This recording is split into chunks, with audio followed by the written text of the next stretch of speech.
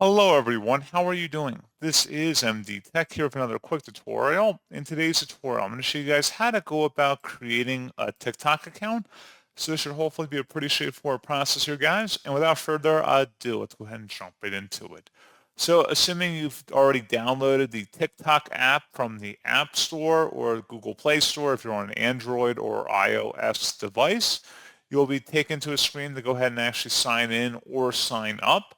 So on this page, once you've opened up the app, where it says don't have an account, sign up, select the sign up button. So then at this point, you go ahead and use a phone or email, or you can connect a Facebook or Google account in order to create a TikTok profile. And that is all you have to do. Then just follow along the on-screen prompts. Like I said, pretty straightforward process. And as always, thank you for watching. I do hope I was able to help you out, and I do look forward to catching you all in the next tutorial. Goodbye.